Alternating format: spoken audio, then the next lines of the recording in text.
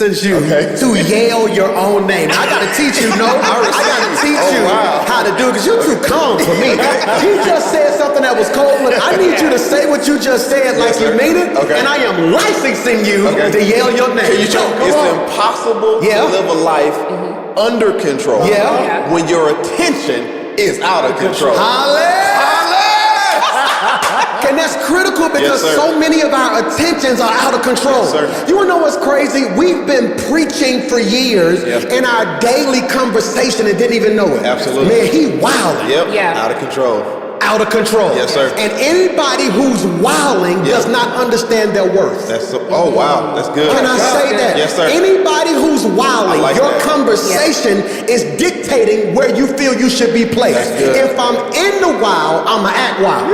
But if I'm in his wheel, I'ma act like I got focus. Yes, sir, that's good. I wanna ask a question, and you go into the comments right now. In the comments, are you in the wild or in his wheel? Are you in the wild or in his wheel? If you're in the wild, you're gonna have to fight for yourself. You're gonna have to find what you're gonna eat. You're gonna have to always be on alert. But if you're in his wheel, no weapon. Formed against me. Yes, sir. Shall be able to prosper. Somebody type, I'm in his wheel. This is why I'm not worried about who don't like me. I'm covered because I'm in his wheel. This is why whether I get it or I don't, I'm not tripping because I'm in his wheel. This is why even though things aren't moving at the pace I would like it, because many of us are overwhelmed and frustrated because we feel like we missed our moment. But God is so cold-blooded that he will slow down the pace to match his patience. Oh, say that again. I don't think you heard what I just said. God is so cold-blooded that he will slow down the pace to match his patience. Meaning that if you're not ready, God is cold enough to slow the blessing down to match the pace of your patient because you are his primary patient.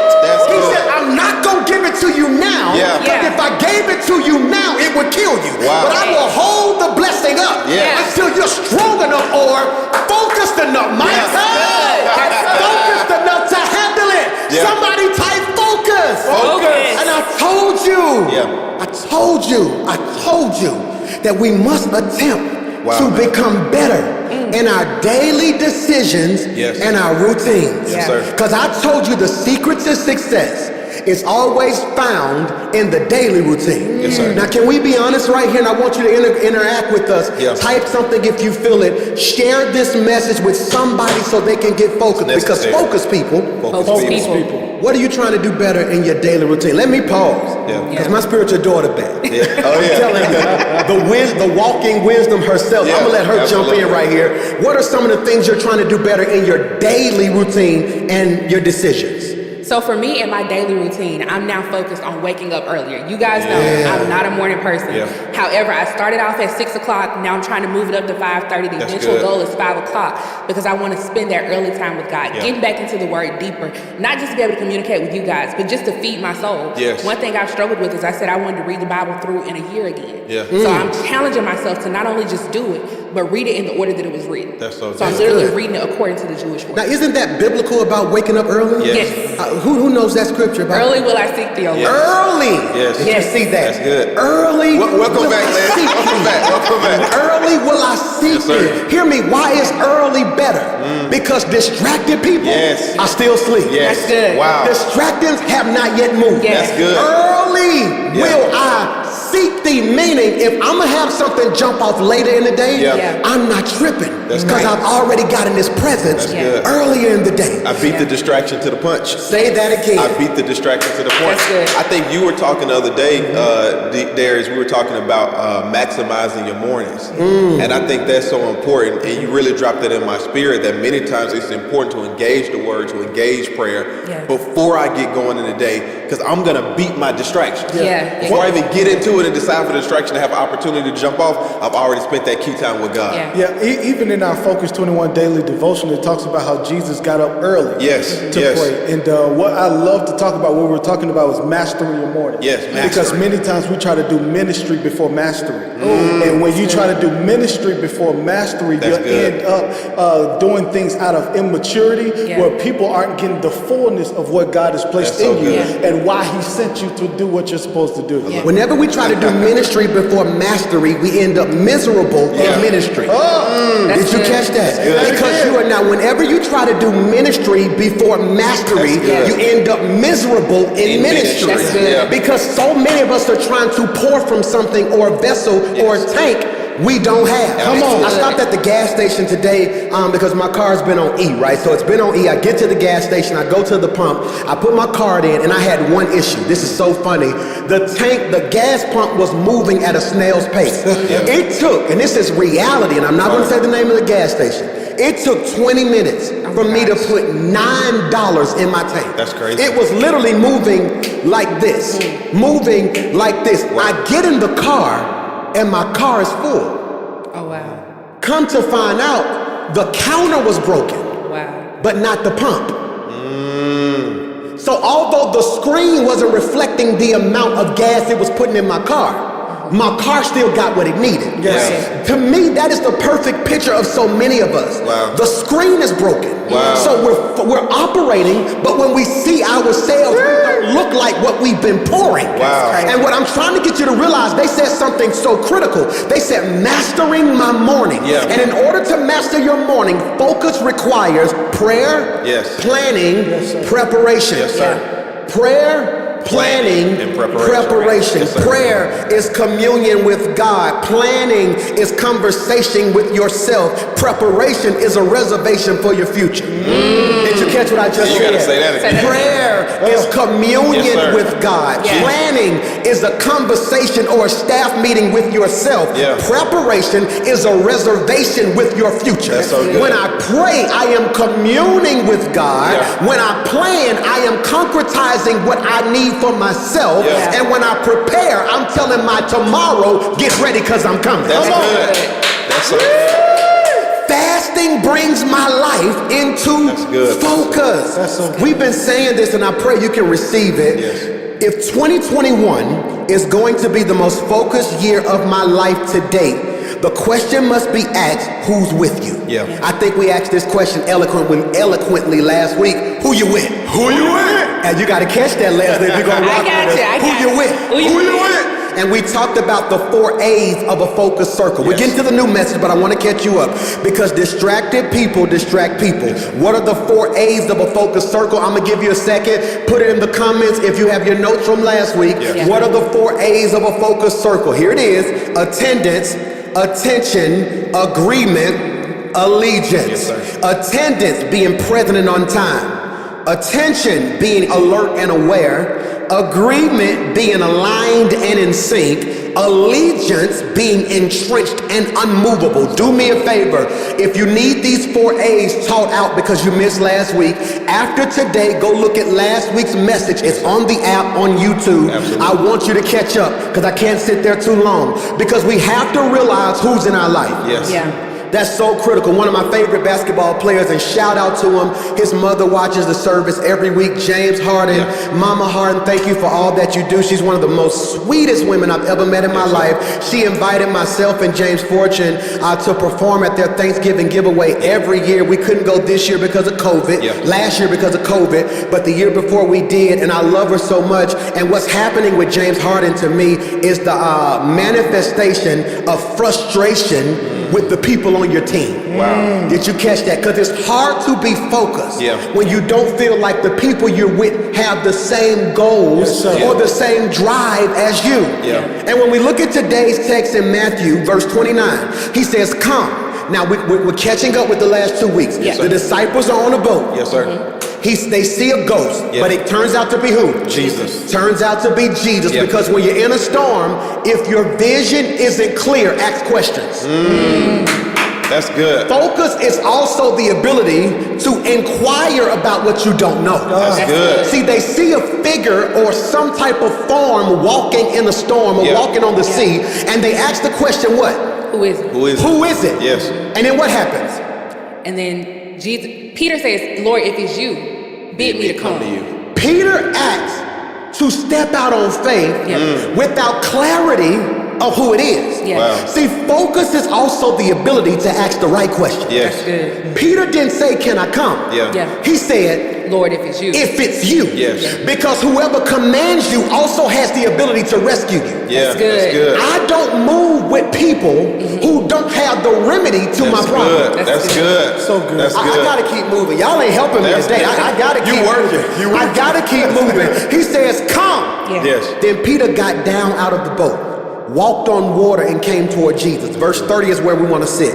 But when he saw the wind, he was afraid and began to sink. This is so critical. And maturity is causing me to see much clearer and deeper. His eyes, or rather his what? Focus went from Jesus to the what? To the wind. When he gets down out of the boat. Now, most people shout, but they miss miracles. Because the text says, and I'm right here in verse 29, come, he said. Yeah. Then Peter got down out of the boat. I'm going to see if y'all catch this. I'm going to read the scripture, and I want you guys to point out to me what the first miracle is. Let's grow together. Verse 29, come, he said. Then Peter got down out of the boat, walked on water, and came to Jesus. What's the first miracle in 29? He never said who he was. Come. Yes.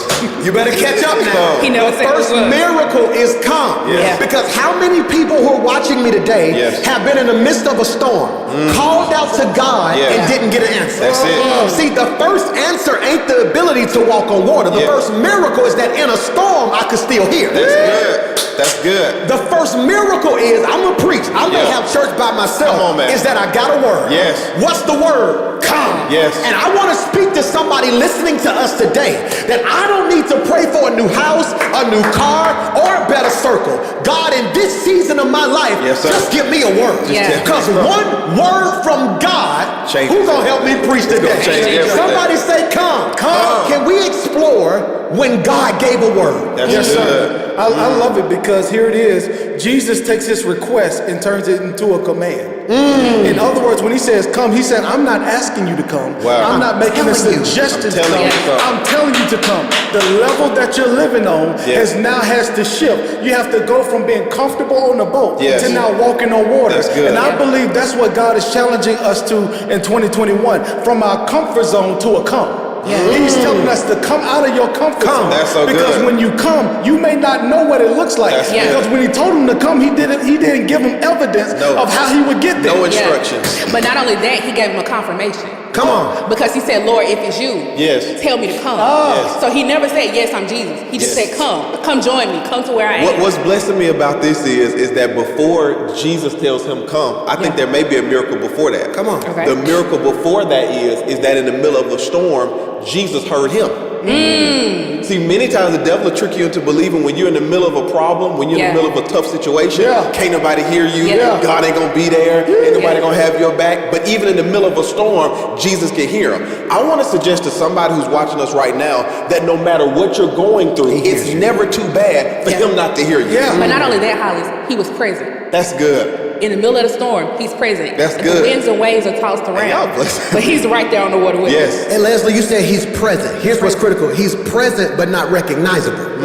Which is an indication that many of you who feel alone, he's there. You may not recognize him. That's good. Which is why when you're going through hell, the people you thought you could count on aren't the ones you can count on. Then somebody who shows up don't look like what you thought the rescuer would look like. Because God doesn't always show up the way you expect him to show up. Yes, sir. He was there. He says, come. What's the second miracle I see in verse 20? First miracle in 29. Come. Yes, sir. Second miracle in 29 is he got out the boat. This is critical. I don't know the drop. Is he in a rowboat? Wow. Is he in a fishing boat? Or is he in a larger boat? But I do see somewhere between the getting out and the landing. The surface was able to hold him. That's good. That's critical. And many of you won't step out on faith because you're not sure what you're stepping out on. Yes. I don't think y'all heard what I just said. That's good. And I see this obsession with water. I see this covert obsession with water. God says I can part it in the Old Testament or I can harden it in the New Testament. Did you catch that? That's good. Live long enough, you're going to go through two seasons. Either God's going to part your problem or he's going to make your problem hard enough for you to ride. This is why many of you, yea, though I walk through the valley of the shadow of death. Yes, sir. Or he'll make your enemies your footstool. That's good. In the Old Testament, he says, I'm giving you the ability to walk through it. Yes. But in this season, he said, and this may be based off of the dispensation we're in. Wow. Because in the Old Testament, it's the dispensation of God. Yes. I have authority over the element. Yes. In the New Testament, it is sort of, in this particular text, the dispensation of Jesus. Yes. Which says, I tell you what, I'm going to give you the ability to walk on it with me. That's good. Right. That's And good. He walks with me. Yeah. And he talks with me. Yes, sir. With me. Yeah. This is critical. Why is this so critical? Because Peter, as long as he's focused, somebody type focus. As long as he's focused, he's doing the impossible. Yes. When he loses focus, I'm going to say it again, his eyes went from Jesus to what? The wind. Here's a powerful statement. We must not make distractions solely about keeping us from the goal, but more importantly, those that keep us from God. Wow. I'm going to say That's it again. So good, sir. We must not make distractions solely about what keeps us from our goals. That's so good. But more importantly, those that keep us from God. Make that make sense? If we're not careful, this entire series is going to be about how you need to stay focused to accomplish your dream, to get more money, to keep your marriage happy. When in actuality, the most dangerous distractions aren't the ones that didn't let you finish your plan. Not the ones that didn't let you finish your workout. It's the ones that keep you from God. That's so good. Somebody talk about that. I love that. I love this because Jesus didn't just die to save us. He lived to be our example. And in this text, if you approach it with the Christocentric perspective, many times we put ourselves in the position of Peter. To where we step out and start sinking because we took our eyes off Jesus. But if he's our example, he's showing us this is what it looks like, not to just survive, but to also thrive. That's good. And in this text, we see Jesus giving Peter a picture of possibility. Or in other words, a vision. Peter didn't sink because he had a vision problem. He sank because he had a focus problem. That's crazy. And many people will have a vision board or a vision of what this year will look like, but that vision will never come to pass if you lack focus. In other words, here it is. Come on, man. He's sinking. This is good because he put goals. Could it be he's sinking because he put goals in front of God? That's good. Oh my God. I want to ask this question. Have you put goals in front of God? You said something that was heavy. Jesus gave him a picture of possibility. Yes, sir. And I want to submit to you, if then focus people. We have to look at this from different perspectives. This is cold-blooded. Wow. In one season, I'm going to be Peter, get out the boat. Yes, sir. But I must mature to the next season where I'm Jesus calling somebody else. Yes, good. Yes, sir. And the problem with most believers is that there is no transformation or transition. Transformation, the shifting of me needing help to becoming somebody else. Becoming and then, help. Come on, man. Talk about that. Talk about that.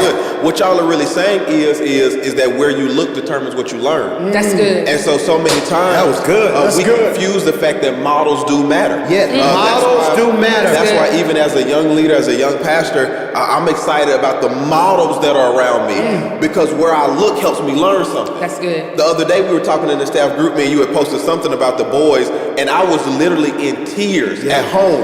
And I said, man, the greatest thing about following you is the model I see of being a father. With everything that God is doing in your life, all the demands of your time, and the attention, I literally was crying because I'm saying, man, where I look helps me learn. So now I'm saying, I can't give the excuse, well, I don't have time to be a good father, because I got a model that's helping me see it. And I think the danger is, we talked about goals in God, I think the danger is not just putting your goals before God, but rather turning your goals into God. That's good. Talk about that. If I'm not careful, I'll turn my goals into a God. And the enemy will help you reach your goal if he's convinced that it'll keep you from your God. Jesus, keep going. There's a bunch of stuff that the devil will help me get. Absolutely. If he's convinced it'll keep me from He would have been gave you a man. If he thought the man would keep you from God. Absolutely. The devil will present gifts to keep you from the giver. Yes, sir. That's good. Yes, sir. I don't think you just called. And when you said model, it blessed me.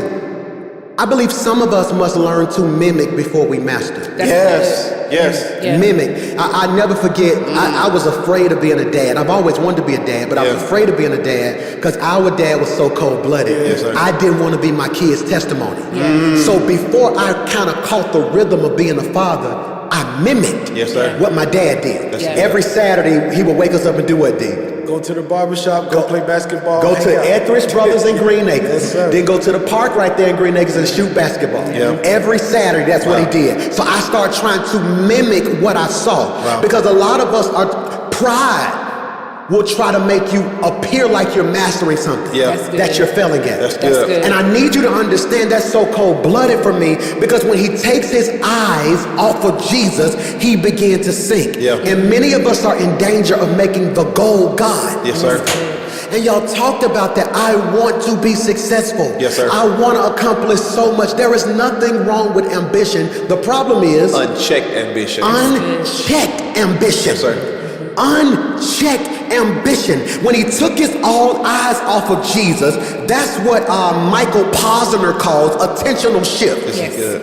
Attentional shift. Michael Posner in 1990 had another influential idea. He theorized that the orienting of attention could be organized into 3 distinct stages. Take really good notes right here. Disengage, shift, and engage. Wow. Disengage, shift, and engage. This is critical. Disengage, shift, and engage. Why is this so important? Because we throw around church words so much that we miss that we're missing the critical part. For years we heard them say in church, it's time to what? Shift. Oh, I feel a what? Shift. I'm getting ready to what? Shift. But the problem is you shifted, but you didn't lock into nothing else. See, when you lose focus, how does focus grow? In 3 areas. When you lose focus, you disengage from something. Shift your attention to something else. Then you engage in that. Peter didn't just take his eyes off Jesus. He locked into the wind. Wow. Talk about that. So the good. Importance of the danger of the improper shift. That's so good. It was so good. We were talking about this earlier, and it made me get this word picture. The other day I was at home, and me and my wife, when we were cooking, this was pre-fast. When we were cooking, we like to play music while we're in the kitchen. And I couldn't connect to my Bluetooth speaker. And I'm trying to figure out what's going on. Eventually I realized that because she was connected to it, I couldn't connect to it. Wow. And I think that's why it's so important, Pastor, that you're saying that I've got to disengage because I couldn't connect to the speaker until she disconnected. And so many times we're having difficulties focusing on the right things because we have not first disconnected or disengaged from the wrong things. Jesus. I think that's so good. I think that's so good. I can't stop but think. I can't stop but think about how many things I failed at because I was still engaged to other things. Wow. Or the children of Israel are brought out of bondage. They get to bondage. Problems arise. And they realize, their conversation tells me they were still engaged. In Egypt. Headed to the promise. Yes, sir. Watch this now. This is the perfect picture of so many of us. This is the perfect picture of so many of us. And I hope you're watching and really locked into what we're saying. God disengages them from bondage. Shifts them to freedom. And in the process between freedom and promise, they look back and say, you should have left us in bondage. This is why so many of your relationships fail. Because you may have left the relationship, but didn't disengage from the tie. That's good. So the moment anything jumps off that you don't like, you go backwards. Because you may have shifted, but you never re-engaged. Can I jump in? Jump in. I like this because we have to consider that attention is a resource. That's why you have to pay it. All right. Oh, wow. Whoa. Pay attention. And so you have to even realize this. You become like what you behold. What does attention cost you? You're becoming. You will never become what you don't behold. That's good. And this is why we must understand that attention is not so much about the thoughts that we have, but the thoughts that we hold. That's good. And when we don't see attention this way, we'll end up disengaging and engaging without ever shifting. That's good. Shifting is a violent act. it makes me think about when you had the Mazda 626 growing up. He was proud of that Mazda 626. It was like a white Tic Tac we were driving. But he used to shift that boy. Yes. And I used to always wonder, I see the shift on the top. On the top of the surface. Yes. But underneath the surface, there's feet moving. Yes. There's gears changing. Yes. It was violence happening to make the shift happen. And many people are stuck because they are taking their attention, disengaging it from one place, engaging it without ever shifting. Yeah. Wow. And that shift is the process in which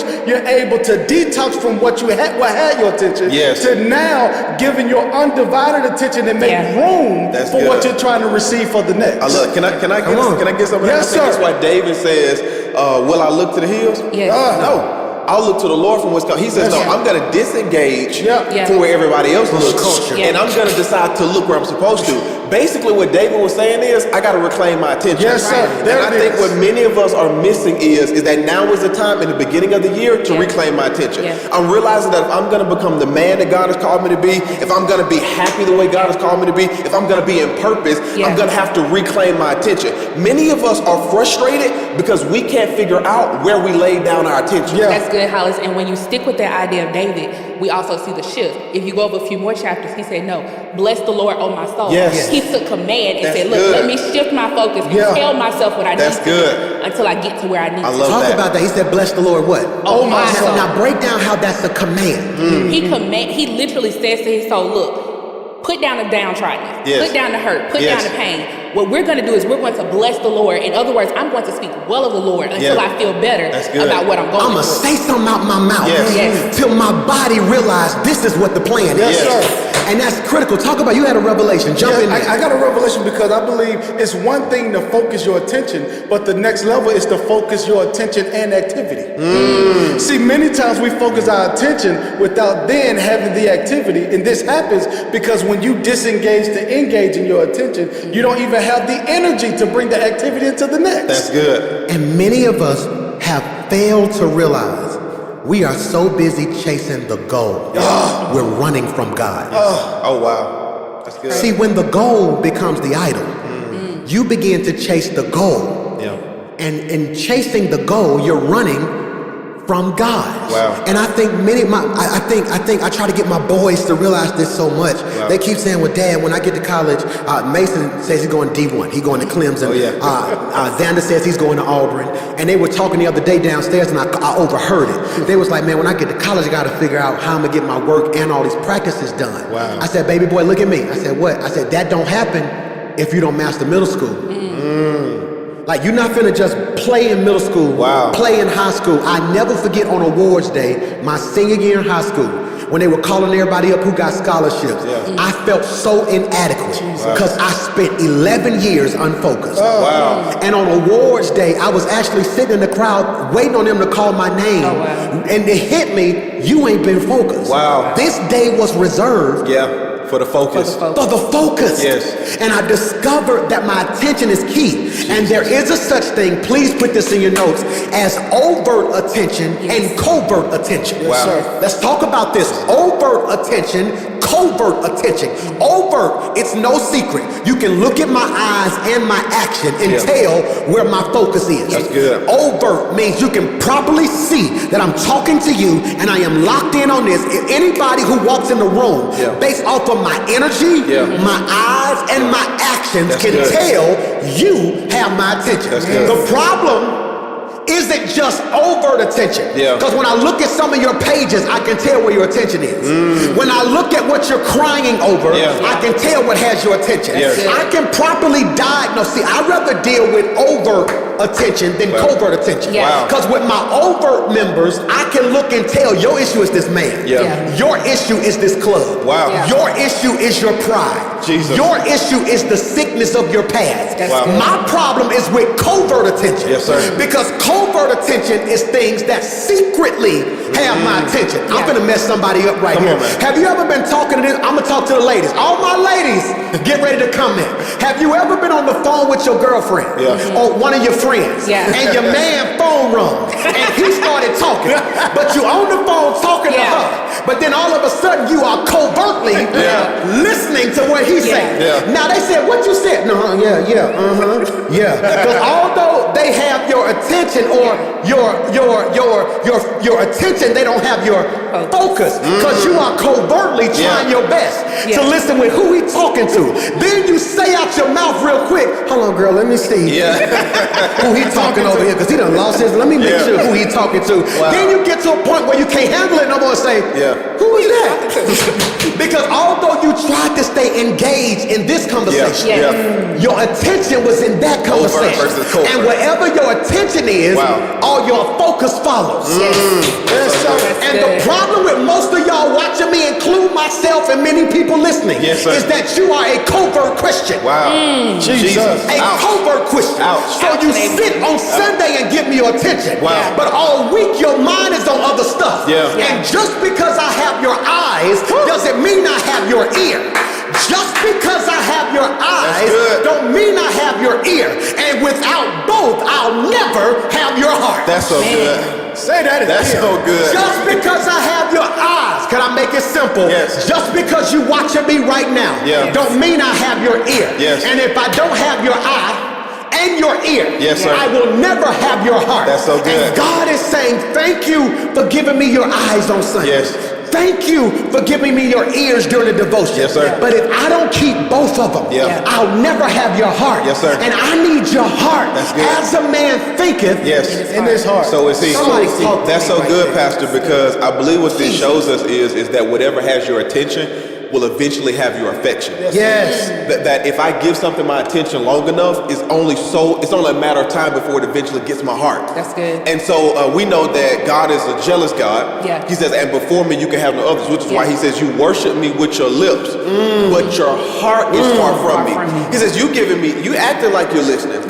You're talking like you're listening, but I can tell by your heart, I don't truly have your attention. And so this makes me think of how many times I flirted with giving something my attention, thinking I would be able to hold back my affection. I can play around and get us a little bit of attention. I'll never fall in love with it. This will never become a habit. This will never become a cycle. And eventually, because it had my attention, it eventually grabbed my affection. Anywhere you are in attendance long enough will claim your attention and hold your affection hostage. That's good. Anywhere you are in attendance long, I don't care how much you don't like them, go around and hang around them long enough. Start liking You're going to start liking them. I'm trying to get you to realize our fundamental and most dangerous problem in distraction is in being distracted from God. Our tendency to shift our attention orientation from the greatest object in existence, which is God, to countless lesser ones. This, my friend, is summed up in one word: idolatry. See, when we give something our attention other than God, we make that thing an idol. And Jonah 2:8 NIV version says, those who cling to worthless idols turn away from God's love for them. Jonah 2:8, the Message, those who worship hollow gods, God frogs, walk away from their only true love. Jump in whenever you want to. Hollow gods, Psalm 16:4 Message version. Don't just go shopping for a God. Gods are not for sale. I swear I'll never treat God names like brand names. That's good. That's my God. Don't go shopping for a God. Surfing for something that's counterfeit. I'm going to say this, and I'm finna talk about, if you from the hood, you finna feel your boy right here. Growing up in the day, we didn't always get our Grape-A-Co. We got what? Check soda. You didn't get Frosted Flakes. You got what? Sugar Flakes. You didn't get Captain Crunch. You got the lesser brand. See, many of us don't realize when we put stuff before God, we trade the brand name for the non-brand name. That's so good. And because Peter lost focus, the Bible tells us he begins to sink. And distracted people sink. While focused people strive. I'm sorry, you blessed me with this idols idea. I think that's so good. Because one thing that this focus fast is teaching me, and I really thank God for it, is that it's helping me identify where I've created idols in my life. Come on. Right? And I believe that you identify that based upon where I turn when things get difficult. When my life gets uncomfortable, when I'm in a storm, sort of like Peter and the disciples here on the boat, what do I turn to? I believe that God can tell what we trust based upon where we turn. Say that again. That was God rich. can tell what we trust based upon where we turn. Yes, sir. And many of us turn toward those idols. And here's the thing about idols. Idols are deception. Deception is truth mixed with a lie. Yeah. That's why it's so easy to be deceived, because it contains something that appeals to you. Yeah. And many times I stumble into idolatry because I allow something to gain my trust. And when it gained my trust, it gained my turn. Yeah. When you said that, Hollis, that made me think about this idea of idolatry. It's the longing to fill the God void. You're looking for something that's a tangible version of God. Yeah, that's good. Which is really why he sent Jesus. Yeah. It gives us a tangible idea, but you're looking for that thing to fill a space that literally you cannot fill because it's a God-sized hole, and That's you so need that good. relationship and connection with him to fill it. Here's the reality of having idols in your life. Every idol requires a sacrifice. Whether you know it or not, Jesus talks about how you worship these idol gods who have eyes but can't see, ears but can't hear, mouths but can't speak. So in other words, here's the crazy thing. Idols will give you vanity but take your vision. They'll give you fun but take your future. They'll give you relationships but take your peace, because every idol requires a sacrifice. You gotta give up something. Yes, you may have pleasure right now temporarily, but it may end up in permanent pain. That's good. Idols require sacrifice. Yes, sir. And the difference between God and the idol requires a sacrifice. God gave a sacrifice. Come on. Idols want something from you. Yes, sir. God's trying to get something That's the to gospel. you. That's the gospel. That's the shift. The idols are attractive to your flesh, while God's trying to fill your soul. That's good. I wish above all things that you would prosper and be in good health, even as your soul prospers. Yes, and sadly, many of us are making idols out of things that don't have the power to fill you. Please don't make Pastor Mike an idol. This is why when men and women of God fall, we become so devastated. Because whether we know it or not, we made them an idol. This is why when we lose certain things, we're devastated. When the car gets repossessed, yes, you should feel that, because nobody likes losing anything. But then you sink like Peter. Distracted people sink, while focused people strive. Make that make sense, Pastor Mike? We see one man who's distracted sinking. We see Jesus walking, or rather, he's striding. And sadly, can we testify? Every person sitting at this table, every person watching right now has sunk. What is the definition of sinking? Sinking is living on a level lower than God has called you to. Yes, sir. Sinking is living on a level lower than God has called you to. And here's what we can't overlook. God called him to a place that was full of distractions. Wow. See, that's what we can't see, because we cannot out of immaturity say every distraction ain't God. God called them to a place full of distractions, because God also uses distractions to strengthen our self-control. That's so good. See, I don't believe God will cause a distraction, but I do believe he will use the distraction. That's so good. It is not God's will, Perio. It is not God's will to just pull you out of place, out of favor, or pull you out his will. But he will use the distraction to strengthen our self-control. Galatians 5:22 and 23.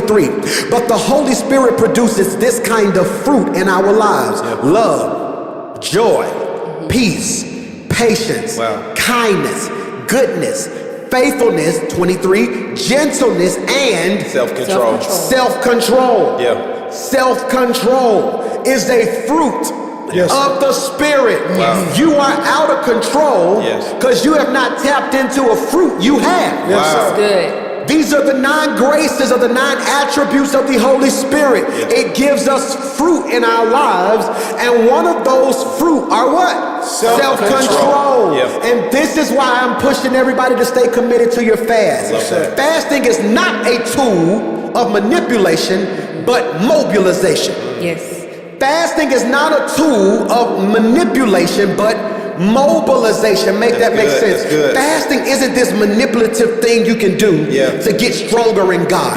Fasting moves you. This is cold-blooded. Closer to God and his will for our lives. That's so good. That's good. Peter is sort of a manifestation of the power of fasting. Wow. It moves you from comfort, out of your comfort zone. Yeah. And it's drawing you closer to God. Yes. But when you lose focus, you do what? Sink. That's good. Why did he sink? And we got to get out of here. He's sinking because he's distracted by the what? Wind. Yeah. The wind represents trials or tests that we encounter in life to develop our capacity to stay focused. Let's talk about that. That's so good because as you say capacity and you're coming out of self-control, I realize oftentimes we want focus in isolation when God wants to develop self-control so we can have focus with insulation. It's making me think about how cold it is outside right now, but we don't feel the temperature outside, not just because we have HVAC or good heating, but because we also have good insulation. See, good insulation helps you control the temperature or the atmosphere on the inside, even when it's crazy on the outside. That's good. Many people lose focus because they have no insulation or self-control. And God wants us to cultivate this fruit of the Spirit so that we can go into environments that may tempt us to lose focus or lack focus. That's good. So we can stay on track. Not only that, but the wind teaches us discipline. Because oftentimes our lack of focus is a discipline issue. Yes. We don't get disciplined and say, you know what, let me dig into what he's calling me to. We don't depend on God to keep us in that place and keep us centered on where we should be going. This is really making me think that one of the things that stand out about this text to me is that Jesus, and you talked about this, the difference between being sent and dismissed. Jesus told them to get in the boat and go to the other side. And so you would look at that and say, well, Jesus must have knew they were going to run into a storm, right? What's going on? You'll think that every storm is punishment when many times some storms are preparation. Right? That's why I love this definition. The wind represents trials or tests that we encounter in life to develop. It is something that God intends to use. And so God will use a storm to prepare you because he knows that there's going to be situations and circumstances in your life where you're going to be placed in certain situations that are going to be full of distractions. But you've got to still find a way to stay focused. I wonder who's watching me right now who complained about what you went through 10 and 20, 7 years ago. And now that you're on the other side of it, you realize I had to go through that then so I could become who I am now. Had I not learned the lesson then, I wouldn't be winning in what I am right now. When I had the child, I thought it was over. But now that I'm the parent I am, I thank God I went through my past. See, anybody can shout about their future. It takes the focused person to shout about their past. Because it's what you went through yesterday that's giving you your strength today to push who you're going to become tomorrow. Sometimes God has to test us to develop us. That's critical, isn't it? It's not punishment, it's preparation. And a form of preparation is practice. Put that in the comments. It's not punishment. It's not punishment, it's preparation. And a form of preparation is practice. Could it be that the last past due bill was practice for you owning your own business? And because you didn't lose it when it was just you, you're not going to lose it now that it's a business. Could it be possible that some of the hell you went through in the past was practice because God knew that with each level was going to come new devils? So he let you practice on an old level so you would be prepared for a new level. And many of us right now, there's an old age adage that says practice makes perfect. Come on, but that is incorrect because if you're practicing the wrong thing, you become proficient at doing the wrong thing. It's not just practice that makes perfect. It is practicing the right thing that makes perfect. Because many of us have storms in our life because of the different practices we have. We caused it ourselves. We caused the storm ourselves. Wind. Somebody say wind. I want to evaluate or examine different types of wind. The first wind we have to get over is the wind of environment. Focus is often developed best in imperfect places. Talk about that. Yes, sir. I love this because some things come by faith, others through formation. Peter had the faith to step out on water, but he did not have the formation to face the wind. That's good. And faith gets you things, formation gets you opportunity. Now that sounds good, but break down. I can feel my members saying, okay, help me understand formation. Yes. What does that mean? Formation, in other words, capacities, maturity. Sometimes you bust a faith move, but you don't have the maturity to walk on what you're stepping out on top of. Wow. And so you can start things real good, but you can't sustain them. Let me break that down for somebody, because Pastor Mike, make that practical for me. Make that practical for me, okay? I just literally got through painting here at the office. Got through painting at the office, and although the wall was pretty, it wasn't formed. Make that make sense, all right? The wall was done, but it wasn't in formation, meaning had I touched it, it was still wet. Yeah. So formation is not just the ability to look like something. Yeah. It's the end process of what that thing looks like. Yes, sir. Is that making an example? Absolutely. Because the environment, that is so critical. Sometimes focus is developed best in the imperfect places. That's good. His focus, or the strength of his focus, was developed in a storm. There were things, Peter, oh help me God. Wow. Maybe Peter is the leader of the disciples. Yeah. Because he was always put in the most uncomfortable places. Yes, sir. That's good. He learned something on the water that they would never learn in the boat. Yeah. Wow, come on, man. See, this is why I'm grateful I didn't grow up with a silver spoon in my mouth. Yeah. I learned how to survive and be creative in poverty that riches never would have taught me. On the water. Which is why so many millionaires commit suicide about stuff us broke people be laughing at. Wow. Because we learned in the water what they didn't learn in the boat. Come on, man. Which is why grandmama said, I've already been to the water. In other words, I've taken the natural steps of transformation. That's good. This is critical, the environment. This is why, Daniel, I'm going to put you in the lion's den. Yeah. Or that's not the only test. I'm going to put you around haters. This is your scripture right here. They hated Daniel because he had a what? Different spirit. He had an extraordinary character. And Daniel has to overcome two things, or two problems that the wind of environment present, which is manipulation and intimidation. Can I handle the environment of manipulation? This is why your workplace is driving you crazy. Not because they're hating, but because you're not focused. When you're not focused in the wrong environment, you allow the manipulation to break down your focus. Now you going to work saying, I can't stand being here because of them. When you should not look to them, look past them to where God is taking you and the benefits of being where you are. Manipulation, the people in the environment. Intimidation, the things placed in the environment that can actually kill me. See, I'm not afraid of my haters because all they can do is manipulate. But the lions in the lion den could actually kill me. But in the environment, he stayed focused. Talk about the pressure of the wind of the environment. Jesus Christ, that's so crazy. good. One thing about Daniel is I like that example. He used it to push him. He said, look, if I'm going to deal with this wind, I'm going to go with it. And you said the different winds that Jesus uses. It's so crazy because what came to mind was just a few chapters earlier. They saw Jesus speak to the wind and tell the wind, peace, be still. I'm tired of you blowing, peace, be still. So therefore he knew that he had what it took to overcome it. He just had to find his focus. You just sparked an idea or a thought process. The proof that the disciples aren't focused is that they didn't pass the test or use the lessons they had just learned. They were on a boat. The wind is acting a fool. Jesus says, peace, be still. Now that he's not in the boat with them, because Jesus true maturity is the teacher never talks during the test. He taught them the lesson a couple chapters earlier. He then gives the test, and they failed the test. I wonder who's going to fail in 2021 because they didn't fully comprehend the lessons in 2020. The wind of the environment. The wind of the environment. I need somebody to type in the comments, I learned my lesson. I learned my lesson. All right, but let me show you the problem. Everybody says, I learned my lesson. Here's the shift. I want you to disengage from the test. Shift saying, I learned the lesson. How am I engaging now? And I'm going to apply the lesson. Because everything that's in your head, you can't always pull on. How much stuff did you learn in school that you can't even remember right now? That's right. So good. That's good. The wind of the environment. Number two, the wind of ego. Talk about that, D. The wind of ego. I like to use ego as an acronym, edging God out. And could it be Peter is stepping out on water?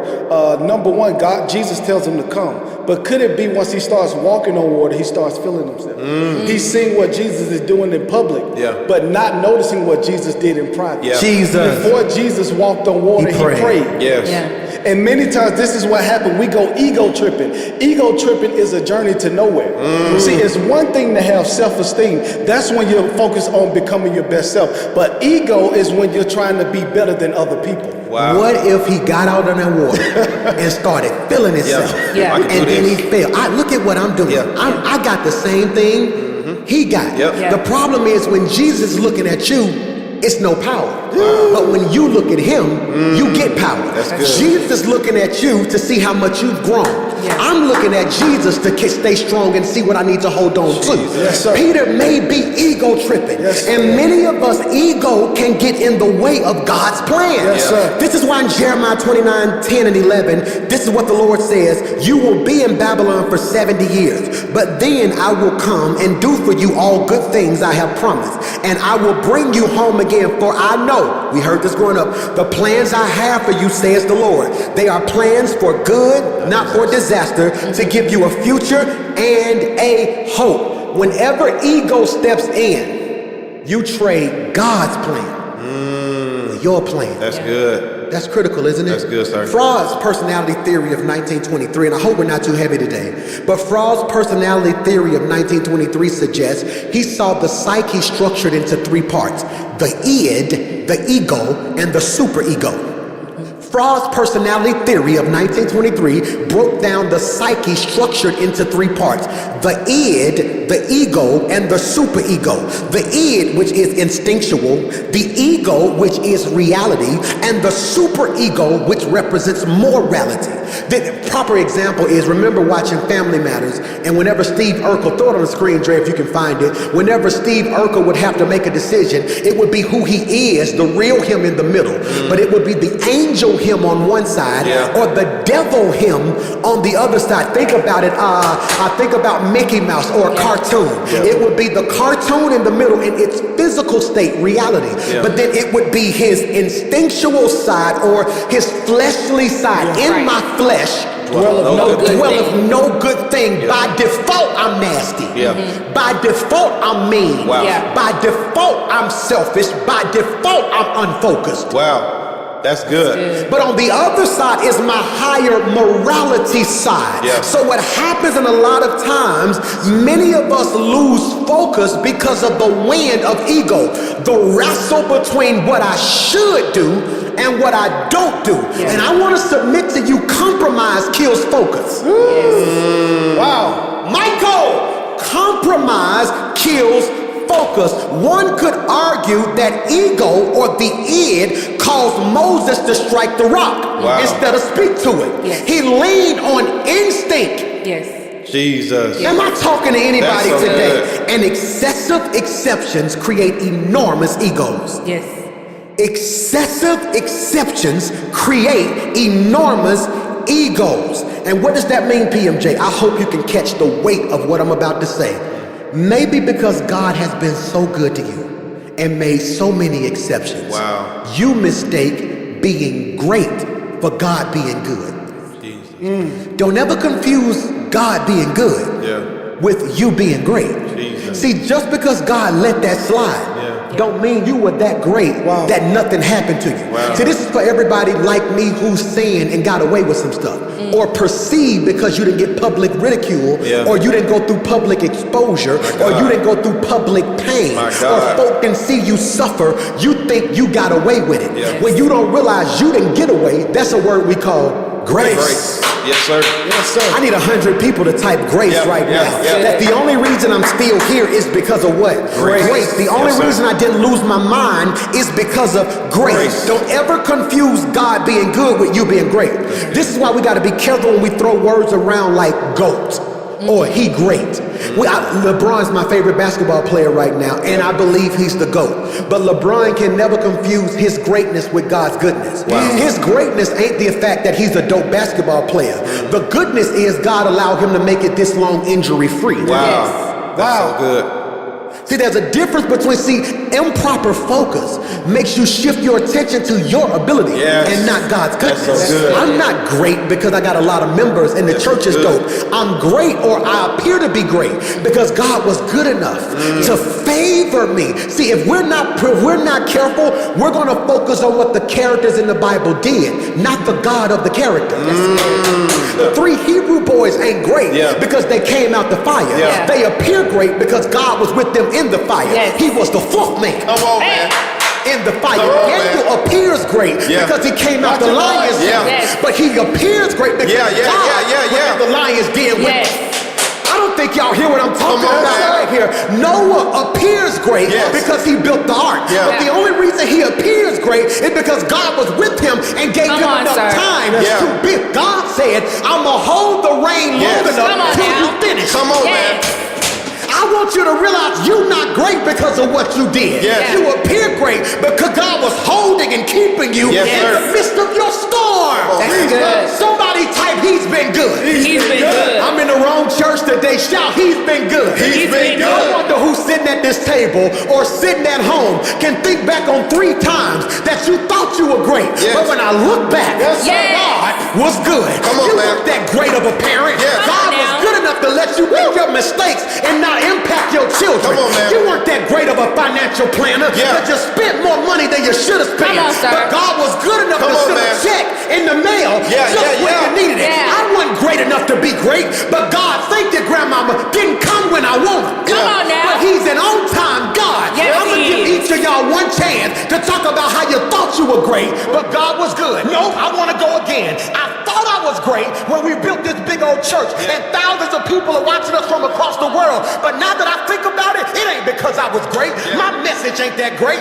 My oil ain't that great. I serve a God who's been good, that the hand of God was on my life.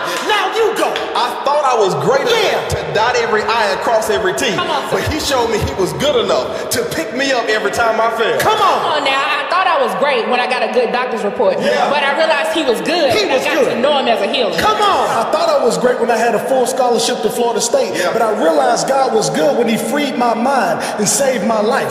I don't know who I'm preaching to today, and I didn't mean to stand up, but I done got excited because I need everybody to go in the comments and testify. I thought I was great when I landed the job, but I realized the only reason I got the job was because God was good. I thought I was great when I got a 700 credit score and the dealer told you could get the car, but you didn't even realize the fact that the car was still on the lot means God was good. I need you to realize that as great as you think you are, without him, grandmama said I would be nothing. Without him, I would fail. Without him, I'd be tossed and driven just like a ship without a shell. God's been good to me. Somebody ought to type, he's been good. He's been good.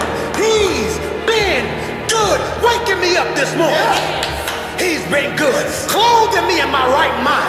He's been good. Giving me the activities of my limb. He's been good. My family's still here in spite of COVID. He's been good. My babies are alive and well. He's been good. My members are thriving in the midst of a recession. He's been good. Yea, though I walk through the valley of 2020, I will fear no evil. Because in 2021, the same God that was good for my grandmama, the same God that was good for my mama, the same God that kept them in the Underground Railroad, the same God that kept them in civil rights, the same God that kept us through the bus boycott, is the same God. If he was good then, he's still good now.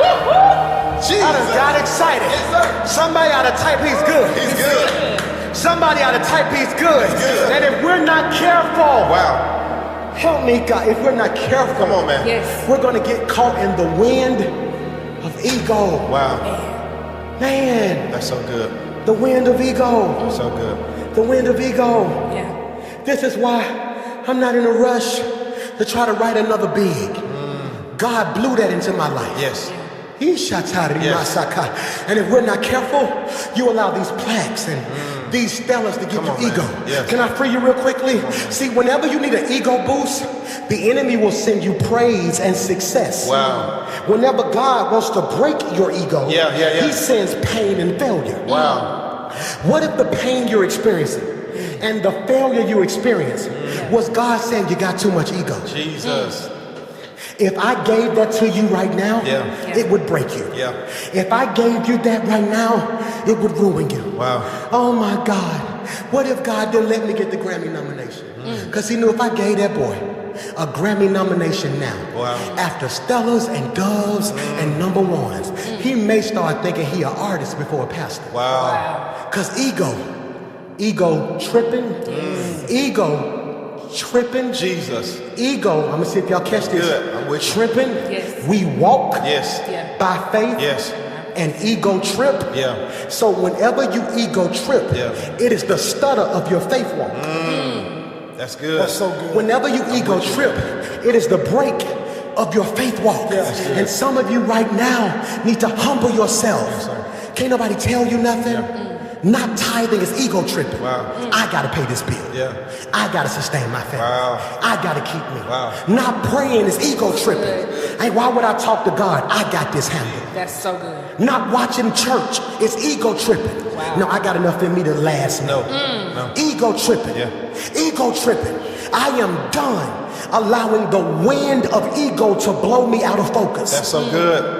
The wind of the environment can blow you out of focus. The wind of ego can blow you out of focus. Number 3, the wind of entertainment can blow you out of focus. It is to give attention to the chaos that is happening in your life.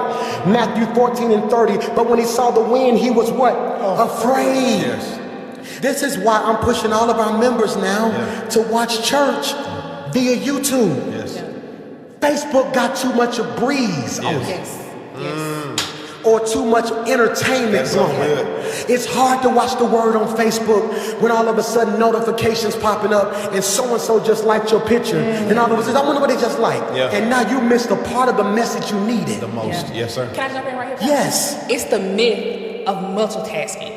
There's so many studies that say that again. It's the myth of multitasking. That's good. There's so many studies that show us that when we multitask, we lose capability to do what we could at the highest capacity that we could. However, those who have the ability to focus on just one task accomplish A, B, C, and D. They accomplish so much more because they're focused and can get it done much quicker. That's so good. The myth of multitasking. The myth of multitasking. That's good. The myth That's so good. of multitasking. That's good. Or the foolish assumption that you can wear more than one hat at the same time. No, see, multitasking is the picture of putting on a different hat. There is, I don't care how much I love you. Can I see your hat? I don't care how much I love you. This don't make sense. It don't even look right. It don't look right. See, ego tripping is saying, no. I can do it all. I can do it all. Now, see, ego tripping, how do I break ego? It's when I say, no, God. I don't mind. I need you to be a father. But now that I'm at work, God, now I need you to be a covering. See, ego tripping is the foolish assumption that I can handle it all. That's good. That's so good. The wind. We got to go. We got the wind of the environment. I want you to check the places you're in right now. What is the environment doing to my focus? That's cold-blooded, ain't it? That's good. What is the environment doing to our focus? That's so good. If you're watching from your home right now, I want you to start practicing watching in a place that does not break your focus. You know, you may need to put the phone on airplane mode, or put the phone on silent. That's important. For those of you watching, man, literally, when I stood up and started preaching, Dre literally just stopped me. He let me preach for probably 10 minutes, and all of a sudden, when I got to a quiet place, he said in the speaker behind me, Pastor Mike, can you stop for a second? And he knows, man, don't break my focus, but he was so beautiful at what he did. Because when I stood up, I stood out of the camera shot. So what did he do? And I want you to go to the camera, Dre. He told this camera to shift to where they could properly catch me. Because he said what he's doing now is so vital. The environment will shift to you. You don't have to shift to the environment. That's good. How do I know I'm out of focus? When I allow the environment to shift me instead of me shifting the environment. The wind of environment. Number 2 is the wind of what? Ego. Get out the way. Let God do what he want to do in your life. Perio, we have a teacher who's helping us with our boys because they're learning at home. And literally, when he comes and he helps the boys and tutors them and helps them do their work and all that good stuff, I walked up there the other day and Mike was kind of having a rough day and kind of kept getting in trouble. And I walked upstairs and Perio was standing there, sitting in a chair, having a one-on-one with Mike. Mike saw me and his eyes got big like daddy to the rescue. What I did, Perio, turned and walked away. I said, no. See, ego tripping and be like, why is he talking to my son like that? No, when I realized I need other voices. Daddy can't be the only voice. See, I need you to catch this. If I trust the world to give my son a different voice from kindergarten to 12th grade, how selfish or arrogant am I to think I can be the only voice for 12 years of his life? Yes. Outside of school, I need some more men and women to speak life and correction into my kids. The wind of ego. Number 3 is the wind of entertainment. Yeah, that's good. Many of you are going to lose it because you keep trying to be entertained. Yes, sir. Well, why y'all go out on a date? Girl, I was bored. I just wanted to go get something to eat. I needed to be entertained. That's good. That's good. Entertained. Number 4, the wind of entanglements. The wind of entanglements. Wow. The wind of entanglements. What entanglement did Peter have? He had some people on the boat that if he wasn't careful would have kept him on the boat. 2 Timothy 2:4 says, no one serving as a soldier gets entangled in civilian affairs, but rather tries to please his commanding officer. Make that make sense? I wonder what the Message version of that says, Leslie. Find the Message version of that, because I promise you that's a powerful text right there. It literally says in the NIV, no one serving as a soldier gets entangled in civilian affairs. Or in other words, if I'm here to fight, I can get caught up in people who ain't fighting. Their issues right now are beneath where I am. See, because also focus determines who you're trying to please. Focus determines who you're trying to please. Make that make sense, PMJ? He said, no, because I'm